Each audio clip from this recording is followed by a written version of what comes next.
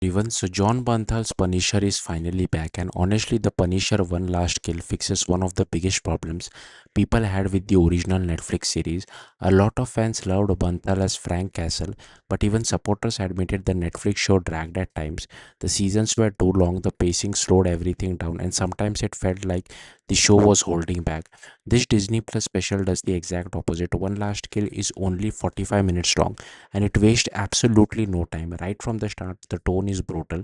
A gang attacks an elderly man and kills his dog in a horrifying scene that instantly tells viewers that this isn't a softened down Disney version of The Punisher.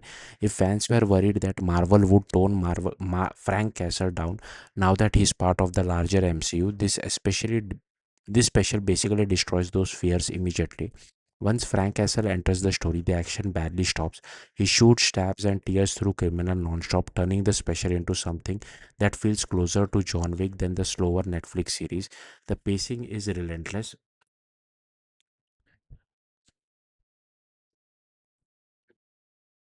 He shoots, stabs, and tears through criminals non-stop, turning the special into something that feels closer to John Wick than the slower Netflix series.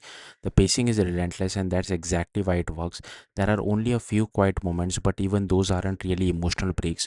Most of them involve Frank hallucinating conversation with his dead daughter and old army friends, which makes the whole thing feel disturbing instead of sentimental.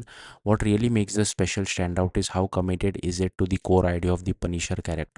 John Bolton reportedly wanted an unfiltered version of Frank Castle, and he drew inspiration from the iconic comic The Punisher Welcome Back Frank by Garth Ennis, Steve Dillon, and Jimmy.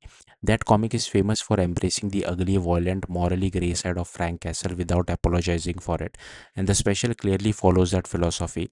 Banthal even explained that the honesty and brutality of those comics become the guiding force behind the project, and honestly, you can feel that influence throughout the entire special. It's violent, chaotic, over the top, and sometimes genuinely uncomfortable. But that's exactly what many Punisher fans wanted all along. More than anything, One Last Kill understands that Frank Castle works best when the story stay focused and let him fully unleash his rage instead of stretching things out with filler. The result is lean, brutal, and insanely entertaining from start to finish.